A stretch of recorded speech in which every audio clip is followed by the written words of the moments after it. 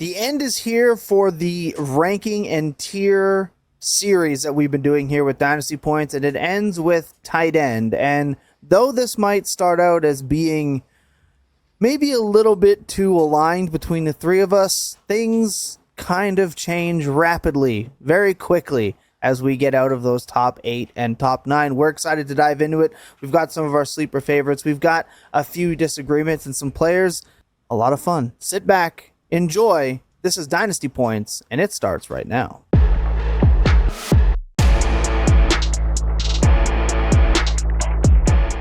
Hello, everybody. Welcome back to Dynasty Points, our small corner of the fantasy football landscape. I'm glad to have you back with us. If you're new here, take a seat and enjoy this Dynasty video. We're talking about Dynasty tight ends. We're tiering them. We are ranking them. We have all given our rankings. We have combined them. We have come to a consensus. And though we have a few disagreements, not many, it really is going to highlight the somewhat randomness that is Dynasty tight end, because it does kind of feel that way, Jacob. We were talking before we hit the live button. It feels like you could basically put a bunch of dice in a cup and roll it right after tight end 9. So it'll be interesting to dive into some of those. We're not going to spend a ton of time on the bottom end tiers, but again, we do have some favorites, some sleepers, etc. that we are definitely going to hit on, because tight end is one of those positions that you can flip for a big return with very little production. Somebody like Gadsden, who had a couple really good games in 2025, ends up getting flipped for first round picks plus during the season last year. You don't need a lot for these guys to gain value or to get pushed up ranks. So we're going to dive in to some of those. So Jacob, please hit us with the first list of players. All right, so same process as last time for the tight end tiers today. We each submitted our list. I went and averaged them, put in tiers where they presented themselves. And this was a bizarre one in terms of just how much unanimity there was between us at the top tiers. We're pretty much in lockstep for most of these.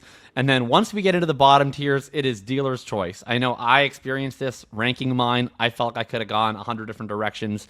And then seeing your guys' list, you guys went, each of you, in very different directions. So was very interesting to see how that all worked out. But we'll start at the top today. And Brock Bowers is the clear top tight end. We each had him in a tier of his own. Interesting process to me this offseason, where Bowers last offseason was drafted as the clear tight end 1, and then goes through a pretty difficult season, has the injury to his PCL in week 1. McBride has a huge season, and we start the offseason, McBride's getting drafted ahead of him in all formats, in seasonal formats, dynasty formats, and over the course of the offseason, that is reversed back to Bowers reclaiming his tight end 1 role, McBride being the tight end 2 in most spots. You obviously agree that is the correct approach based on your rankings, but what are the thoughts on Brock Bowers this year, other than general positivity, of course? My kind of experience with Brock Bowers last year, going in and being a little bit lower on him across most formats, was I felt like I kind of got a get out of jail free card, or like a free roll based on how his season went, where he got injured early and lost a few games early in the year to that, playing with a knee brace ineffectively for the most part. But outside of those games where he was wearing the brace, he was at right around 16 fantasy points per game outside of tight end premium. He was an elite option in tight end premium scoring. So to me, I was like, yeah, he didn't hurt me that much to not be super in on him, just with how the Raiders season turned out. But the more I kind of dig into the history of Clint Kubiak and his offenses, and I think in reverse, the more that I and the industry have kind of picked apart the Trey McBride season, just in terms of the amount of totally unsustainable drop back volume that the Cardinals were experiencing in the second half of their season with Jacoby Brissett, largely in garbage time. I think it's just become more and more consensus that Brock Bowers is probably better of like a better player in a vacuum than Trey McBride.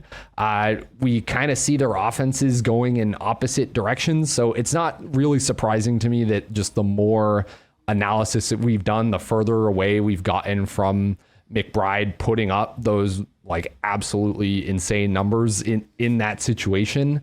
The more people have just kind of coalesced around, Bowers is the clear tight end one in every format. So that's certainly been my journey this offseason, and I imagine it's been similar for you guys. Yeah, not anything to disagree with here at all. I love the situation. It seems to be going in the right direction. There is no wide receiver competition with Vegas. That definitely helps a little bit. It's pretty clear. So the next tier we have is a tier 2 names. It's Trey McBride and it is Colston Loveland. We all had it in that order. I think like if there's any disagreement at the top of the tight end ranks this offseason, this has been the spot. It's been a little bit of a sexy pick for some people to put Loveland at the tight end 2 ahead of Trey McBride in this spot. That's a little far for me, even. I'm a huge Colston Loveland fan. I think it's a pretty big testament to what we saw at the end of the year, even to have these guys in the same tier, considering that Colston Loveland, we basically have less than a half of a season of him performing at this level compared to 3 really strong years for McBride and one of the most productive tight end seasons of all time last year. So I could certainly see a scenario where Loveland outscores McBride this year. That would not surprise me that much, given the difference in quality of their offense. But McBride, I think you get a lot of safety, and it's an interesting spot where, Dynasty, we always talk about the youth, right? Where it's important to have, of course, more years to be able to get the payoff for. But if I was going to rank Loveland ahead of McBride, I almost would be more inclined to do so in redraft, because if you're wrong, it doesn't hurt you for more than one season. Whereas in Dynasty, even though Trey McBride is slightly older, still a super young player, and there's just such a high floor that he's established, I think you can be locked in to a top 3 tight end for the foreseeable future if you have Trey McBride on your Dynasty roster. I expect that to be the case for Colston Loveland too, but I want to see how it goes this season. And, it's an easy spot where if we get a month into the year and Loveland is producing at the exact same level as McBride or even better, I probably would make the swap at that point. But I need to see it a little bit first. Both these guys, though, total studs.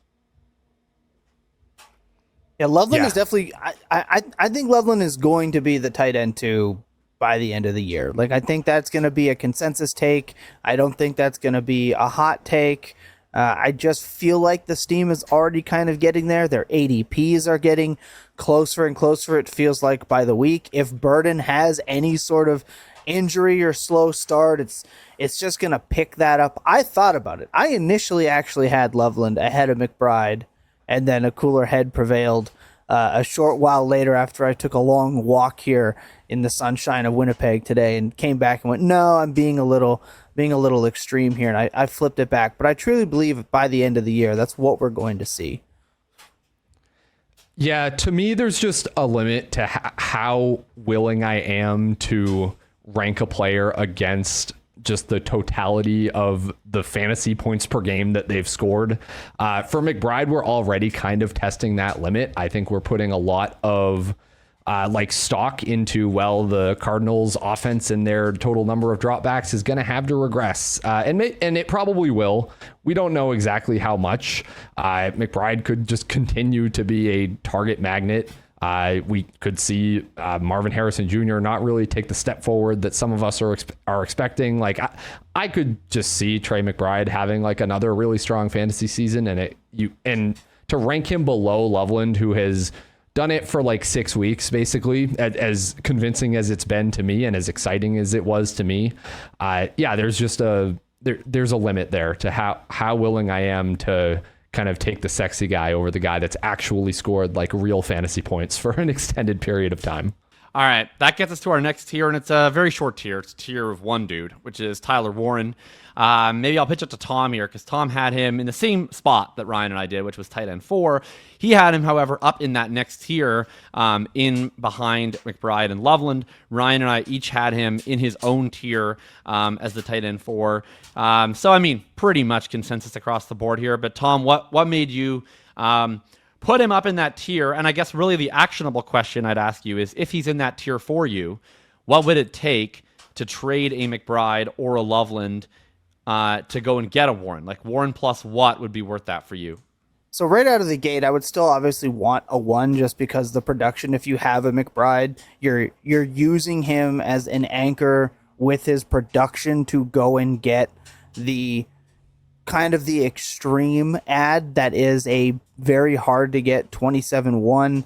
That's kind of what I would be looking for. And for me, it's really just through the first 12, 13 weeks of the season, he was like tight end 5 in fantasy points per game. His early run out before injuries and everything else kind of took over in Indianapolis, and even got Phillip Rivers, which is not something anyone in Indianapolis could have wanted. Jacob, you can definitely attest to that. But the start of his rookie year was as good as we've seen, right? 20 points, a 15-point. He had a 10. He's still a tight end. 22, 17, 22, 20, right? We had 12 and a half, and 11, a 24-point. Then the bye week hit.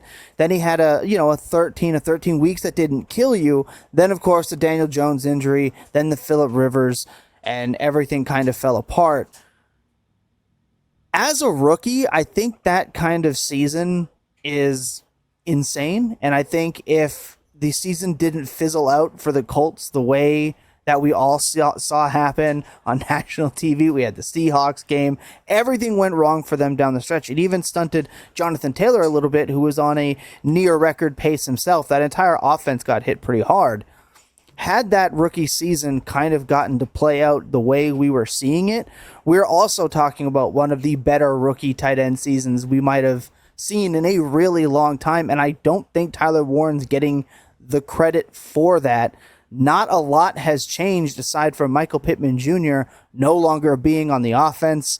The core is still the same. I expect his usage to remain very similar. Now, I think the thing that separates somebody like him and McBride and Loveland and Bauer is the 30-point game upside may not be there as readily, but we're talking about a player who earns targets, runs really legitimate routes, and is a red zone threat in a really creative offense designed in part around him. And we're also talking about a tight end who could be the number 1 target on his offense, which is, as we've talked about a lot, so important for hitting any sort of ceiling. I think Tyler Warren's rookie year got cut short, though he played it, just simply because of the circumstance of the offense. And I don't think he's getting the credit. I know he may not be as explosive as a player, which is something a lot of people care about deeply, but a near 20% target share, ran 80% of the routes. He's on the field a lot at 83%. There's a lot to like here, and Tyler Warren's start, I think, is being really underlooked because it happened so early in the year with everything else. So he may not be as sexy as, say, a Loveland is getting steamed up, because Loveland did his in the playoffs. He did his in week 17, 18. I talk about it a lot. What happens at the end of the year carries a lot more weight. I think if Warren got to finish the year out at his pace before the offense crumbled, we would be talking about Tyler Warren in a very different light. I think he definitely deserves to be in that next set. I think my issue with Warren is just, it's similar to why I felt he was a good but a slightly weaker prospect in Loveland coming out. Is just, I love what Warren can provide, like, to an offense, and he's able to do a lot on early downs. He's able to do a lot built off the run game, and a lot of that is a credit to him as a blocking force. Incredible after the catch player. I think that there is still a limitation with Warren with respect to just, can this guy go and win a route as like a primary option in a drop back passing game that I think limits him a little bit compared to the 3 guys above him, and specifically compared to Colston, Loveland, where if you look into the data last year, like, a lot of Warren's production comes on early downs. He has a way higher targets per route run on early downs, specifically on play action passes on early downs. It's over 30% targets per route run.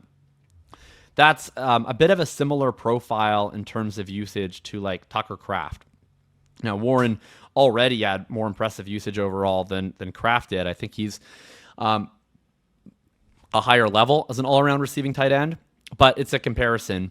Whereas Loveland, to me, he's a guy that, as he continues to improve as a blocker, I think you can see growth in that area. But already he's a guy that you can isolate one-on-one versus DBs that is more of that downfield like engine of a passing game versus I think Warren right now is a little bit more of a matchup piece. He's going to have a huge opportunity this year. I mean, no Michael Pittman anymore. God knows what's happening with Alec Pierce. His health is completely up in the air. So I'm definitely interested to see, can Warren step up and be more of that all-around engine compared to somewhat of the matchup piece that he was last year? It's definitely going to be something that's going to be huge for the Colts to find out and certainly for dynasty managers to find out. That brings us to our next tier, which is a 3-person tier. And we all had the same 3 names in this tier. We had a very slight difference of how we ranked it out. But Sam LaPorta comes in at tight end 5. We just mentioned Tucker Kraft. He comes in right behind him at tight end 6. And then Harold Fannin comes in for all of us as our tight end 7. So I think the biggest thing that sticks to me here is just kind of we have Kraft and LaPorta in a slightly different order, so maybe that's worth interrogating a little bit. I have LaPorta and then Kraft. Tom is the same, and Jacob has Kraft ahead of LaPorta. I guess my kind of take here would be, while I was impressed by Tucker Kraft last year in the run of production that he had before the ACL tear, we have still never really seen him be like a especially like fantasy friendly tight end or a fantasy friendly like receiving profile at any point with Christian Watson and with Jayden Reed healthy in the offense, because it's very easy to forget that at the beginning of last year, Jayden Reed was banged up. Christian Watson was yet to return from his injury, suffered the season before, and that kind of big Tucker Kraft breakout stretch, as exciting as it was and as amazing as he looked to me, that came in the absence of, in my mind, like the 2 most talented pass catchers on the team, or at least the best kind of target earners on the team. So I just worry a little bit in ranking Kraft ahead of a LaPorta that we're focusing like too much on what we just most recently saw, which is Sam LaPorta being injured for most of 2025 and then being out for like the second half of the year. I kind of, just looking at the totality of their careers, I feel better about a LaPorta in Dynasty and like what I'm getting. I still think there's like a 10 to 20% chance that the kind of breakout we saw from Kraft last year was fake and that he just goes back to kind of like the low end tight end 1 range that he had lived in before that, just because of pure passing volume and target volume like not being there. So Kraft's pretty interesting profile. Comes in as a round 3 pick for his rookie season. He was even behind Luke Musgrave, and it really took for that injury for him to start to elevate, become a full-time player, and he never gave that up. He has led all NFL tight ends in yards after the catch per reception for 3 straight seasons. In other words, he's led all tight ends in yards after the catch for every season that he's played in the NFL, which is a pretty crazy stat. And I think that can be interpreted bullishly or bearishly depending on your perspective. I mean, I've been a little bit lower on Kraft, like in seasonal markets, and so I've made more of the bear case on Kraft.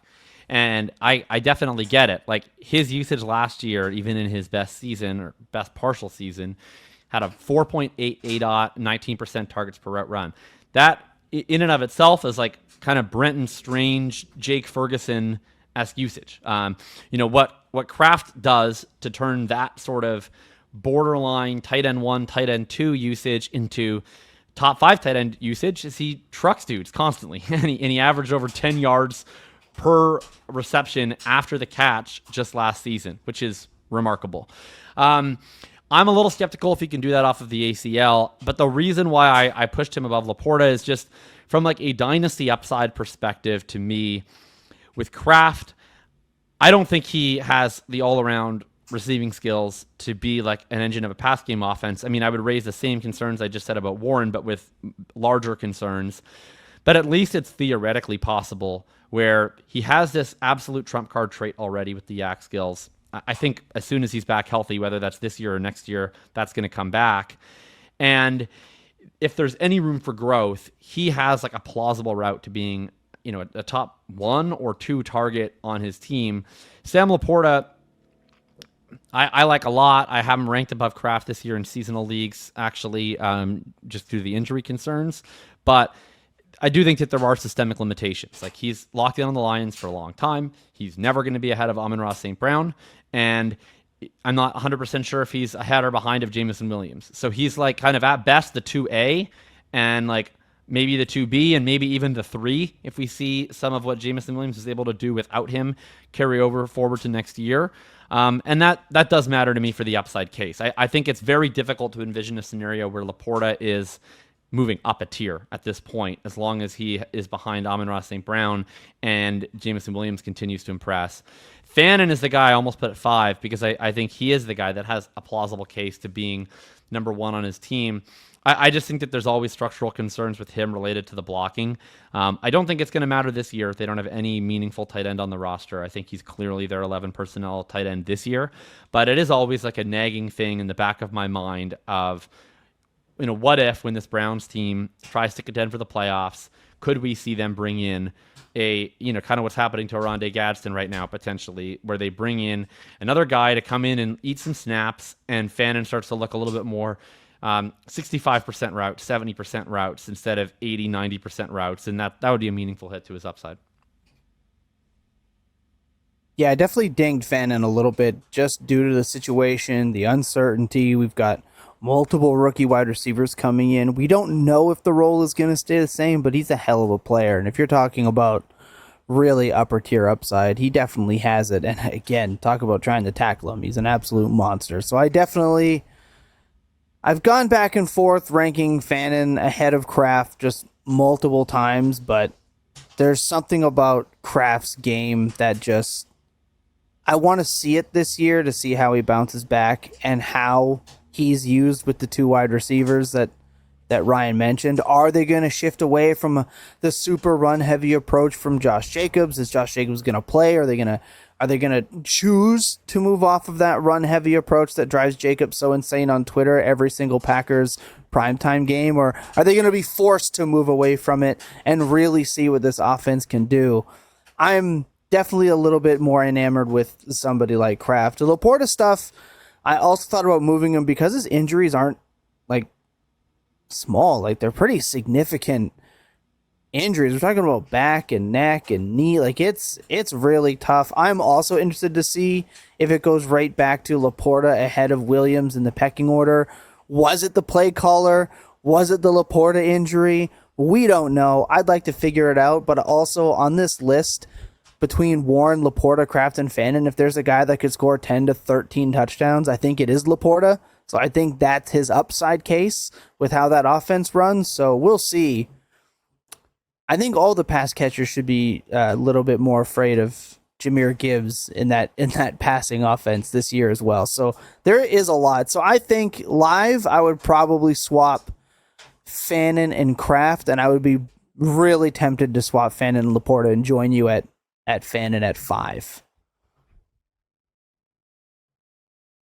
All right, so we got our next tier here, and this is the last tier really where everybody was on the same page. And after that, and it's also, I'd say, the last tier where there's I think a combination of, you can probably start this guy at least at some point this year, and you could envision this guy being a top 5 dynasty tight end for the long haul. After this tier, you get into a mix of taxi squad stashes that you're hoping bear fruit in a couple of years, very speculative, kind of fragile, but upside young tight ends, and then veterans who you can get some points from this year, but who have zero meaningful value upside.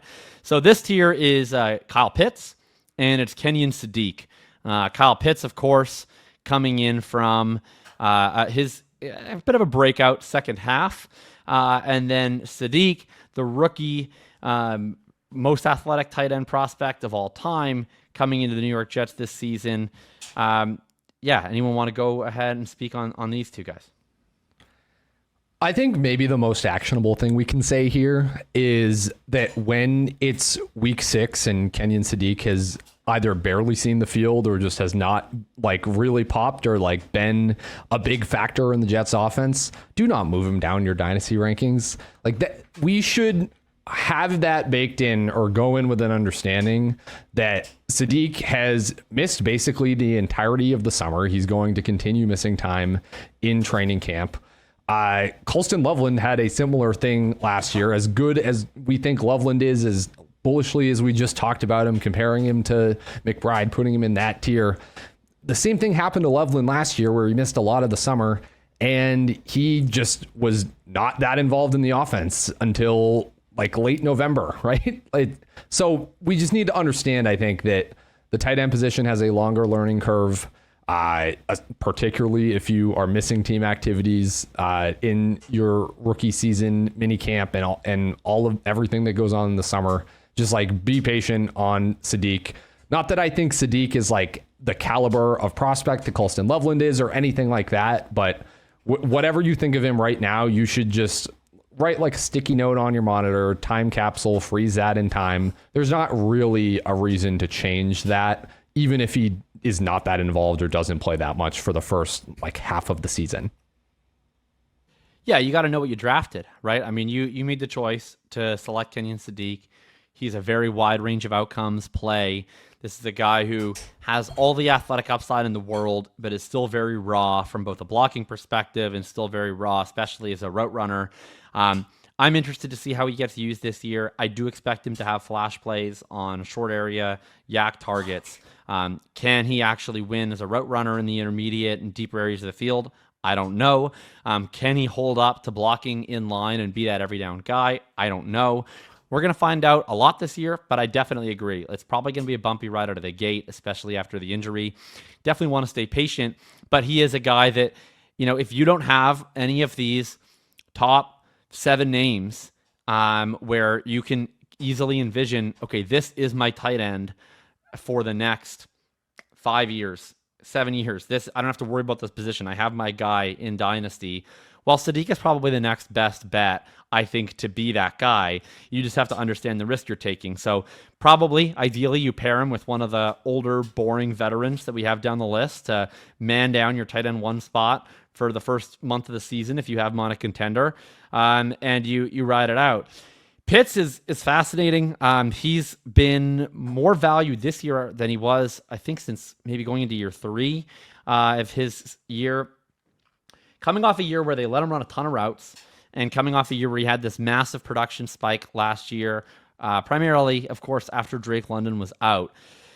I'm not buying it a ton that like Kyle Pitts is going, depending on what format you play. He's going interchangeably with LaPorta, Kraft, and Fannin in seasonal leagues this year. He's similar age to LaPorta and Kraft. I'm a little skeptical. I think that the blocking limitations are real. That's probably more of a long-term concern than it might be this year because their receivers are so poor. But I just haven't seen the level of like twitchiness from Kyle Pitts really since that first PCL injury. Maybe that's gone, but even last year, I thought he was used more, but used a lot closer to the line of scrimmage. He was used like a lot more in yak stuff. They were kind of funneling their passing offense through him at the end of the year when they didn't have any other options, and it was kind of cooked. Darnell Mooney was their assumed wide receiver 1. I would guess that Kyle Pitts has more of a like mid to low end tight end 1 season this year than he does flash that elite upside this year. But I'm interested to hear your guys' takes on Pitts and whether we can still recapture the promise that we had once upon a time. I think it looks a lot better for him, but I don't think the quarterback that was hyper feeding him is still in Atlanta at this point, and that could be a really big difference. And yeah, healthy weapons, Bijan and London, and it's really tough to expect this kind of production again from Pitts. But you don't really have a lot to lose, and the upside is definitely the guys. He has increased his touchdown total every year. We could see 6 next year. He's gone literally 1, 2, 3, 4, 5 over his career. So the red zone stuff would be nice. I'm not expecting a whole lot. I struggled to rank him here. Sadiq is more interesting to me, where I think we had this expectation on rookie tight ends now. Like, we've been so spoiled for so long. It is kind of easy to ignore red flags, even in hyper athlete type tight ends. We have been spoiled, like, year over year. There's always a guy, it feels like. And so I think you guys are right to say kind of level your expectations for someone like Sadiq. I'm kind of out on Pitts this year. Happy he got, what he got, and happy that he kind of had a second breakout. But I think a lot of things went his way, and with how awful the quarterback situation is kind of looking, I'm going to be out until maybe they kind of fix that. I think he's clearly a third option type player in this offense. I'm going to be out. I think I would just rather take some of the veterans. I have ranked Pitts in redraft such that anyone following my rankings isn't going to get him. Really, the biggest thing for me is just that he was not a productive fantasy tight end whatsoever whenever Drake London was healthy and in the lineup. And that's just a really big thing at tight end for me, which is I think Andrew Cooper is the one that posts this meme like every week 1 and then every week 4. We go through this tight end cycle where in the offseason, everyone is like, wow, tight end is so deep. I don't think it even is that deep this year, but that's often the thought. It hits week 1 and none of them perform very well. We're like, oh my God, there's no good tight ends. This is terrible. And then wide receivers get hurt and the tight ends start playing better. And we get back to the beginning of the cycle and we're in the next offseason and we just expect tight ends to continue to score as they did when the wide receivers in their offenses were banged up they were otherwise kind of forced to be relied upon. I think that's like Kyle Pitts to a T this year. I think the ADP is very much baking in that the second half, and I say second half, but it was really like 4 or 5 games that was real. And when it was like pretty clearly explainable by the Drake London injury, by Pitts' first read target share in the intermediate areas doubling with London out or limited. I don't even mind the quarterback situation so much. I think Tua Tagovailoa is potentially like a great quarterback for kind of a PPR scam tight end, as we have seen in Miami. I think like there's like enough reasons to talk yourself into him environmental wise. For me, I was just on a show with Evan Silva where he made a pretty good upside case for him, I thought, based on Tua, based on the coaching staff. Like I can see like all of that, but yeah, in Dynasty is just kind of not a player I believe in a ton ultimately, and that has only really shown like the high end tight end 1 upside when literally everybody else around him has gotten injured. So he's like a shrug of the shoulders to me mostly. I prefer a Sadiq and just taking that shot. And if I'm looking for points this year, there are other like cheaper tight ends that I prefer. All right, so that kind of concludes the everyone is on the same page portion of the proceedings. Now we get into a group of tiers that like these tiers they make sense in the sense that like this is the order that we rank them, but almost all of these tiers have an interesting and kind of incoherent mix of players, from like guys that are going to have no starting value this year to older plug-and-play guys to somewhere in between. And we start that with this next tier. So Dalton Kincaid leads off this next group, followed by George Kittle, followed by Rondé Gadsden, followed by Eli Stowers. And so, I mean, this is the point where I think it's fun to talk through all of these players. Of all of the rankings episodes we've done, this is where the specific order in which we rank players, I think, is like least actionable here and through the rest of the way, because I don't really know how to answer the question if someone was like, well, would you prefer George Kittle or Eli Stowers in Dynasty? I mean, like I have it ranked it a certain way, but functionally, what does your team look like? And this isn't even just like a rebuild versus contend thing. It's like, well, do you have Trey McBride on your team? Because if you do, then like, yeah, I probably wouldn't want to pay the premium that George Kittle costs on a tight end too. You know, you can get a like worthwhile start them for 2 weeks if Jerry McBride turns an ankle tight end, a lot cheaper than George Kittle is.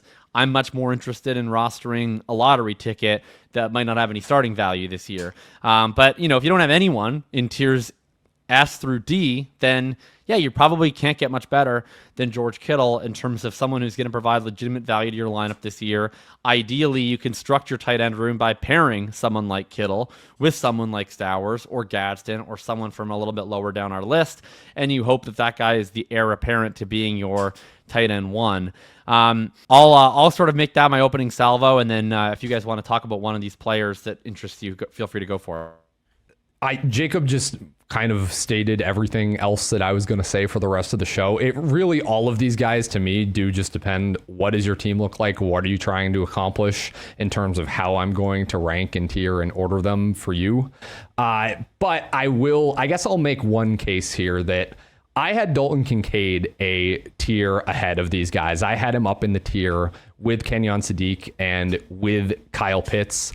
And to me, the reason for that is I do see both the kind of longer term value upside for a Dalton Kincaid and also he could be a really productive fantasy tight end for you this year with him. I feel like every other guy is kind of one or the other. I think Kincaid does hit on both of those for me. I feel a little bit like gaslit or ashamed just in terms of my Dalton Kincaid coverage up to a few weeks ago, because I just kind of came to the realization, like, yes, there is absolutely a chance, just like with a Kyle Pitts, just like with a Harold Fannin, just like even with a Kenyon Sadiq, that maybe Kincaid just will never be a full-time player in the NFL, with any particular team that he's on. It could always be such that he just doesn't run enough routes to be fantasy viable. That's always a concern that will follow Kincaid around kind of wherever he goes. I'm just not sure that that's actually the case for the Bills this year, as has kind of been taken for granted, I think, coming off of the season he had last year. I think we've done a poor job separating out the exact reasons why Dalton Kincaid was below a 50% route share for a lot of his games last season. He was being workload managed, and he had a serious lower body injury for most of it, right? We've gotten the Bills coaches kind of talking about that and confirming that over the offseason, that it was very much a workload management thing. They want him playing more. They really like him being on the field. They think he's a great player and a big part of their offense. And even kind of with all that hanging over him, even when he was just running over half the routes, Kincaid averaged over 14 fantasy points per game last year, which is pretty crazy. And that was largely like the first few weeks of the season, plus the last couple weeks in the playoffs when they were clearly saving him for. But this is an offense that Kincaid can step in even on like a 60 to 66% route share. Even if he's not like a true full-time player, he can score like one just because of how productive this Bills passing offense can be, because of how I'll say like ambiguous or uninspiring the wide receiver core is ahead of him. I'm on record as a DJ Moore doubter. I think Khalil Shakir is a fine player, but not somebody that has to have a passing game like built around him or demands as such, right? So in terms of like which tight end could be a top 2 target on their team in any given season, Dalton Kincaid's definitely in that conversation to me. So he just kind of fits a lot of the things I'm looking for upside in a tight end. And I also think that if he comes out in week 1 and runs anything approximating a normal route share, 65, 70%, that opinions on him will shift very quickly in the community, just in terms of his dynasty value and how people are viewing him going forward. He is still a pretty young player. He's attached to Josh Allen. Like there are a lot of things to like from a dynasty profile here. It really is just, to me, I think like the last thing we saw, the taste everyone has in their mouths is just the limited snap share when he was injured. So I'm willing to bet that turns around this year and people flip quickly. Yeah, I'm glad you brought up Kincaid because he was going to be mine as well. I almost put him in this tier, and a lot of it did come down to injury issues specifically, where he's been hurt every year, but he's also been one of the more efficient players at his position over the last couple of years. We're talking about a 99th percentile yards per target, a 96th percentile yards per reception at the position. He actually, in my model here, he had 3 boom games compared to 2 bust games. That's more boom games than Kyle Pitts had himself and Sam LaPorta had himself last year. So the upside is definitely there. Should he get the opportunity to be a full-time player, I think we can expect a massive jump. I only struggled again just simply because of the injury and the snap share, the routes run, etc. So that's the only thing holding him back for me. And of course, like, if not for the serious injury, I think Kittle would have been one up for me as well. But I still think there's something to wait and see about with Kittle. But I'm with you with Kincaid. He was the one for me that I think could really boost up here this season. I'll jump in on the other 2 guys here, the 2 youngsters who have probably similar route consideration issues near and long term, in Gadsden and Stowers, just because it's August 11th, and maybe some of you guys haven't been listening to us all the way back from April when we were doing rookie content for Eli Stowers, or following the news quite as closely as maybe we are. So Rondé Gadsden last year, if people are wondering how is he buried so far down this list, I mean, he had a fantastically productive rookie season, had that stretch toward the middle of the season where it felt like he was putting up 100 yards dang near every single game. They signed Charlie Kolar, or I was told yesterday by Trey it's Charlie Kohler in the offseason to come in and help with some blocking. They signed David Njoku shortly after that. Reports out of Chargers camp is that Charlie Kohler is the, I quote, very clear tight end 1, and that Gadsden and Njoku are rotating in as the tight end 2 and will have distinct roles depending on the package, but that Njoku has played more with the first team thus far. I kind of want to know what that means and how people should interpret this stuff for tight ends. And a lot of it applies to Kincaid as well, of course. So I'm assuming that when they say Kolar is the clear tight end 1, that means if it's 1st and 10 and the Chargers are in 11 personnel, so 3 wide receivers and 1 tight end and 1 running back on the field, that means Charlie Kohler is the most likely tight end to be out there. Now, that obviously does not comprise all tight end routes. In addition to that, you get 12 personnel, 13 personnel packages. That's, in theory, what Gadsden is potentially splitting with Njoku right now is those 12 personnel snaps. What you also get are what I would consider more passing-focused 11 personnel situations. So 3rd downs, 2-minute drill, sometimes entireties of second halves if you're trailing by a touchdown or more and you're constantly in passing situations. At that point, the run blocking is not really a consideration. I am personally very skeptical that Charlie Kohler is going to be the tight end 1 for this team in all of those different situations. It's possible he is, but I would be surprised if in the 2-minute drill we see him do that. If you're a top tight end, obviously, if you're Trey McBride, he's the inline tight end in all of those situations. He's the guy on 1st and 10 in the first quarter. He's the guy in the 2-minute drill. If you bring in extra tight ends, he can move out and play in the slot. They could also play in the slot. He could play in line. He's an all-around superstar. With a guy like Gadsden, in most cases, Harold Fannin I'd throw in the same category. I think Fannin's going to be an exception to the rule because the Browns, 1, I don't think are very serious about winning games this year. Let's just be honest. And 2, they don't really have any other tight ends on the roster. So I think Fannin is going to get a lot of usage that a player of this archetype typically would not. With Gadsden, what you're really hoping for is, can this guy play enough in 12 personnel combined with all of these passing situation 11 personnel snaps to get like 65, 70, 75% of the routes. That's the kind of role that we've seen for like a Jared Cook for a long stretch of his career. That's the role we saw for like Kobe Fleener for a long stretch of his career. That's the role that we've seen for Kyle Pitts at times in his career, and sometimes more than that. That's the role that, frankly, I think we would be thrilled about Dalton Kincaid having. Last year, he had, considerably less than that. Where I've gotten really concerned with Gadsden is not as much Kohler. It's Now you throw in Njoku into the mix, who is apparently splitting reps in 12. Is Gadsden going to be the guy who's in passing situation 11 personnel, or is it going to be Njoku? I don't know. They seem to really like their receivers. Does that mean they're going to run less multiple tight end sets? I don't know. Right now, it's really sketchy. So I think if Oronde Gadsden is on your Dynasty roster, it's a spot where I'm still pretty bullish about what the talent is capable of. I think he's a really talented player. We have also seen players like this at this position have huge rookie seasons and then virtually never get heard from again for multiple years when the coaching staff changes, because different coaches have very different views on what they want out of the tight end position. Greg Dulcich is a guy that comes to mind naturally for this. He played 10 games as a rookie. He had almost 50 yards per game, was exactly in this kind of receiving role that I'm talking about. New coaching staff comes in. They said, yeah, we're good here with Greg Dulcich. They had no interest in that. They wanted to emphasize blocking more at the tight end position.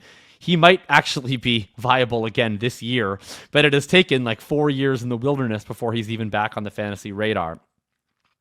Anyways, I say all this because if you have Gadsden and you can find someone in your league who is not paying attention to the news and who is still remembering what he was capable of last year, maybe this is a decent time to go and sell.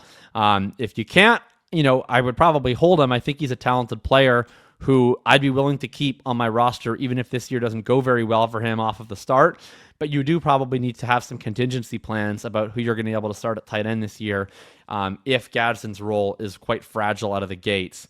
And anyways, I've been monologuing for a long time, so I'm not going to say all the same stuff I just said for Eli Stowers, but a lot of the same concerns for him, except I would say even magnified. I mean, from what I'm reading out of Eagles camp, I wouldn't expect him to be active in week 1. I wouldn't expect him to have a significant role for as long as Dallas Goedert is healthy this year. I think this is a guy that you're betting on as a long-term lottery ticket. I would not make him a major part of your plans for this season. That's fine. Just know what you have there. Yeah, I just drafted Stowers in the 12th round. He's the second tight end I drafted in a startup, and I was very happy with that. That is definitely the strategy. Jacob, you almost hit a little bit of a short view there, which people can go and find over at the long view on YouTube every week now. That was... All right. So after we get through that tier, now we get a group of, again, a little bit of a mix. I think we get a couple of like boring guys where if you are trying to find upside at tight end and you have an Eli Stowers or an Oronde Gadsden, it would make sense for you to pair one of them with, for instance, Jake Ferguson or Brenton Strange, who lead off this next tier. And rounding out that tier is the other Ferguson, that is Terrence Ferguson, and Isaiah Likely. So kind of a mix of guys here, nobody particularly old. I think that there's a mix of two guys that kind of are what they are, in Jake Ferguson and Brenton Strange, stalwarts right around that tight end 1, tight end 2 borderline. And then two interesting players who I think have, reasonable questions about role, but have gotten a lot of hype this offseason. Is it possible that they could ascend into that upper tier? Who do you want to touch on? I'll go to Ryan first.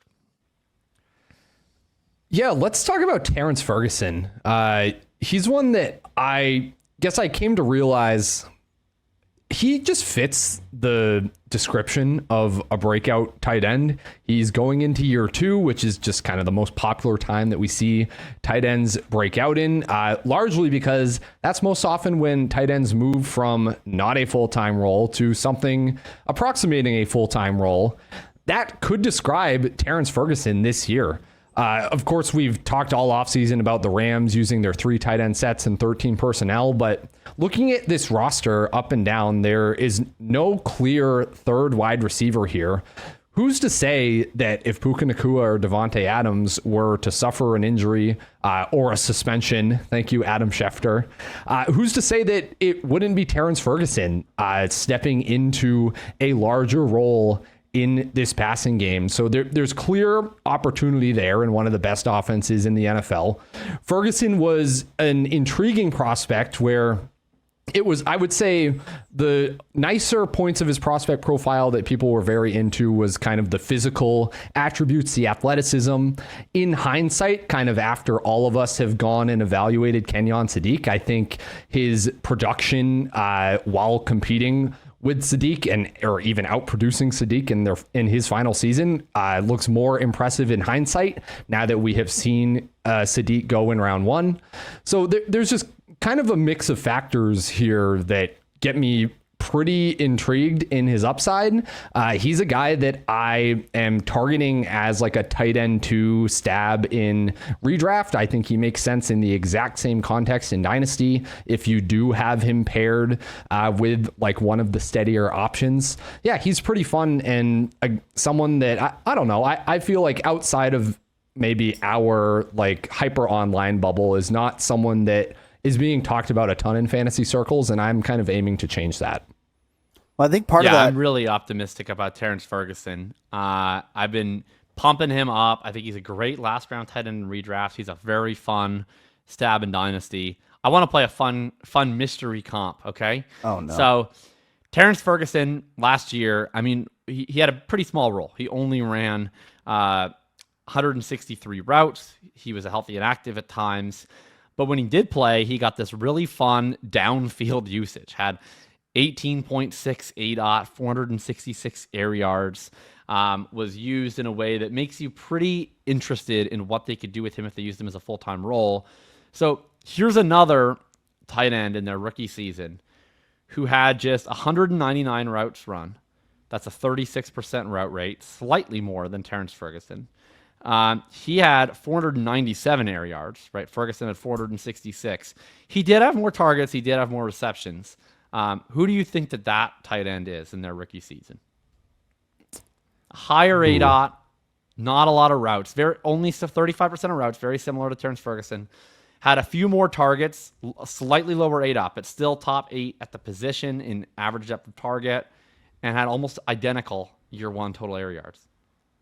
So before you said it was year 1, my initial guess was going to be Darren Waller, because if you just look at the ADOT for like all the highest ADOT seasons for every tight end, it's Terrence Ferguson at the top and then like a ton of Darren Waller seasons and like some Kyle Pitts seasons. But I really don't have a guess, so you're going to have to tell me unless Tom knows.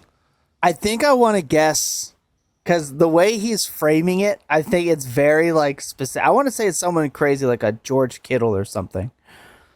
No, or you should have Vernon got this, Tom, Davis. because it's Mark Andrews. Yeah. It's Mark Andrews' rookie yeah. year, who was also a very rotational piece as a rookie, but flashed a lot of upside. It showed more than Terrence Ferguson, I'll just be honest about that, but still was a rotational piece, not a guy you could start at under 7 points per game as a rookie. And then year 2 takes this huge step forward. Year 3 takes another huge step forward. I don't expect Terrence Ferguson to be Mark Andrews, but it is interesting when you get tight ends that come in and are used in a way that tight ends are just not used. Like he had an 18.7 ADOT as a tight end. That's crazy. This is a position that we always talk about all the time as being weird. You know, tight end is full of outliers. We want outliers.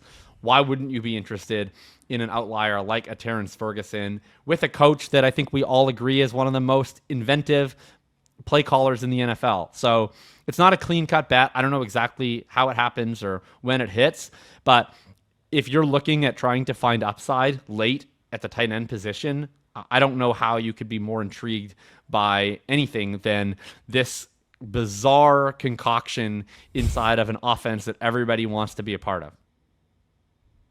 I think you nailed it. We can go to the next one. All right, so if that tier's done, then we go down to our last tier of everyone that we ranked. So that is Eli Raridon, Gunnar Helm, and Michael Mayer, which, you know, leaves a lot of like starting tight ends off. We'll get to those guys that made at least one of our lists later. But Raridon was a rookie favorite of ours. It's certainly a guy that I wrote up constantly. The fun thing to know about Eli Raridon is early in his career, he had 2 different ACL tears. So that's why the production is quite muted overall. He comes in, and in his final season, he gets the chance to be the clear starting tight end. Had a pretty strong for a tight end production profile in that year, especially on a per route basis. Had a lot of snaps where he was stuck pass blocking and at Notre Dame. And that's something where it's negative, you know, of course, in the context of his production profile, because he's constantly out there passing, or he's constantly out there blocking instead of getting the chance to run routes. But you get the chance of now, I don't think he's going to be used that way in the NFL level. Almost no tight end is kept blocking on over 30% of pass plays in the NFL, unless they're like Mercedes Lewis, and I don't think he's that. And you look and see beneath that, really interesting profile. Actually got a lot of downfield usage at the college level. The way he's been talked up in camp has been really impressive. He's been winning 50-50 balls. He's been a seam stretcher for them in New England. I know they just re-signed Hunter Henry. It was not a massive deal. I don't think that is a deal that's prohibitive of Raridon, getting on the field this year as the tight end 2, potentially taking over as the tight end 1 as soon as next year, and being attached to Drake May. So I'm a huge fan of Eli Raridon, one of my favorite Dynasty sleepers. Yeah, I am as well. I actually had him ranked the highest. He's my tight end 14 when we were tying this down. It is 100% just based on I think he's going to end up being the tight end 1 for Drake May in this offense in Drake May's third year. I'm not off-put by the Henry signing. In fact, I think it's a great signing. You want to have that veteran presence and 12 personnel being more and more evident in offenses. I think it's a very good for you to have a player like him, maybe around the red zone, maybe shorter parts of the field, third down conversions, that trusted, I'll use an old NFL, the safety blanket, if you would, type tight end, where I think Raridon really has that upside potential, and I'm more than happy to roster him as often as I can. He has gotten steamed up quite a bit, so the idea that he is a real sleeper isn't exactly, I think, accurate, but I think he is one of my favorite more long shots to really and potentially significantly produce even in year 1 as we're towards the end of the year, again with the 12 personnel. The wide receiver room in New England is, even with AJ Brown, isn't exactly stars powered, if you would. I think there is opportunity for him to get touches early in year 1. I think if he does, I think it's going to be a jumping up the ranks type scenario if he produces at all. So he was sitting at my 14. I would take him over guys like Strange, who I think his upside is capped. Ferguson, upside capped. Andrews is a touchdown magnet, and I just prefer the situation maybe above some of the other guys like Claire and Helm and Delp, etc. So that's why he's at 14 for me. My favorite upside shot right now. Yeah, I wouldn't expect much this year. I mean, the reviews have been pretty good on him during the offseason, but I still don't really see that he fits in as like a pass catching volume option whatsoever in his rookie season. But if there are kind of any flashes of it, I tend to agree that he will just rocket up the tiers like fairly quickly. So yeah, he's a name you need to be aware of, a guy you need to have your eye on. That wraps up all the names on our. I just want, I do think we actually need to hit Michael Mayer here a little bit, because somebody might get confused why he's here. It's 100% that I think another team is going to value what he was as a draft prospect, what he did in his rookie year, and realize that he kind of got the short end of the stick with how the Raiders decided to move forward. I think he's more than capable of being a tight end 1 on a very high functioning offense. And I think a team is going to value that and not want to spend that top tier pick on a tight end in 2027. Do the Raiders let him walk? I don't know. They have cap space to spend, and good players don't often just get let go for free as much as we may want them to. We do that every year. Your favorite free agent, he's going to hit the market, and then all of a sudden they just don't. Good teams don't really let good players walk, but this is a case where having Brock Bowers might make that really, really possible. So if Mayer ends up being, I don't know, a Travis Kelce replacement for the Kansas City Chiefs next year, I mean, that's obviously a perfect fit scenario, but I feel like a player like Mayer can see himself absolutely skyrocket. I think that's why he's included in every single trade, where if I have him on a roster, I send a trade out, it's countered to have Mayer on it on the other end. So he's definitely going to be a must-watch player. You can get ahead of the market if you go after Mayer now in drafts and in trades before anything happens, and I'm really looking forward to next season with him. He's on the list. I felt like he was kind of the last guy we should mention, but there is hope and potential if the Raiders do let him go. I'm glad you brought him up. I didn't take him because I assumed Ryan was going to push him because he makes us draft him every single week in best ball. So I was just teeing that up for him. But I think Ryan had this exact take like a month ago or something that I'm going to just plagiarize. But, you look at what happened with Isaiah Likely, who's up there in the tier above, a guy who was stuck behind Mark Andrews for years, now gets his chance to be the tight end one. I'm more intrigued, frankly, by Michael Mayer than I am by Isaiah Likely in a vacuum. Yes. This is a guy who is a all-around tight end who I don't think has routes limitations. When I was doing some work on tight end prospecting this offseason, I was struck just by, again, how remarkable Michael Mayer was of a tight end prospect. He would be a pretty big outlier to not hit at any point, and we've seen plenty of tight ends become a bigger presence on their second contract. You think of Evan Ingram was a top prospect who mostly disappointed in New York, but then had a run of sustained value in Jacksonville. David Njoku didn't do much on his first contract. Cleveland extended him. He eventually became a multi-year tight end one on that second contract. I think Michael Mayer is the best candidate for that. And I hope that they let him go. We'll see. I mean, the Raiders do need to have an inline blocking tight end next to Bowers because Bowers is a pretty unique player. But I could easily see if a team wants to pay Michael Mayer to be their feature all-around tight end, are the Raiders going to match that?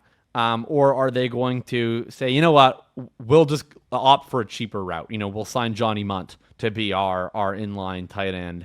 We're not going to pay a premium $11-12 million or whatever it could be for Michael Mayer to be in a role that frankly is, I think, beneath him. So I echo your guys' enthusiasm for sure on the Mayer. I love it. Yeah, I probably should have brought him up. That's my bad. But yeah, I like with Mayer and Dynasty that you get kind of two chances for it to work out. I think there's an outside shot, certainly a better shot than Eli Raridon for him to have like fantasy relevant spikes this year. We look at this wide receiver depth chart. It's still topped by Trey Tucker and Jalen Nailor. This could just be a team that lives in 12 personnel, and it could be that Michael Mayer out-targets somebody like a Jalen Nailor or like a Trey Tucker. That would not be shocking to me at all. And if that doesn't happen, then, yeah, it's probably more likely they let him go next offseason. So, I think you just kind of get so many, like, routes to value appreciation with him. So, yeah, he's been someone I've been on a lot in all formats. All right, I'll run through the names of guys that made at least one of our lists here. If you're wondering where some of your potential guys are, that is Dallas Goedert, Juwan Johnson, TJ Hawkinson, Chigozie Okonkwo, Mark Andrews. So kind of all these guys that you can start if you need to this year, as well as Travis Kelce. And then two more young guys in Oscar Delp and Max Clare, if there's anyone there you want to make the stump speech for. I will just say Andrews is my favorite cheap point scorer. Like I just attached to Lamar Jackson contract extension that I'm still not thrilled about, but it did happen, and a absolute red zone favorite and touchdown magnet. He's not going to be the big year that Mark Andrews had. I talked about it then. I'll talk about it now. Had a lot to do with the Tyler Huntley spam games that he had. That never should have been the expectations. However, he's Lamar Jackson's favorite target in the red zone as much as we want it to be Zay Flowers. So, I mean, you're talking about a later round tight end who is bouncing back another year off of an injury, who could easily see 10 touchdowns if healthy. So he's my favorite point scorer, even more than someone like Travis Kelce is at this stage in his career. So definitely a favorite for me. I do want to apologize to Juwan Johnson, who I initially left off my list. Even though I've talked about him ad nauseum on this program for years, I did leave you off the list. So just a formal apology to the man, Juwan Johnson. Yeah, I'll just add that Dallas Goedert is my favorite point scorer. I actually had him in the second to last tier, a tier above. And that's really like a this year type of take. But Goedert has just been incredibly productive anytime A.J. Brown has not been on the field for the Eagles. That's what, of course, we're going to see all of this year. I don't think that Eli Stowers affects Goedert's fantasy outlook at all this year, especially kind of given the dearth of pass catching depth that the Eagles are currently dealing with, where Mekhi Lemon has not been practicing.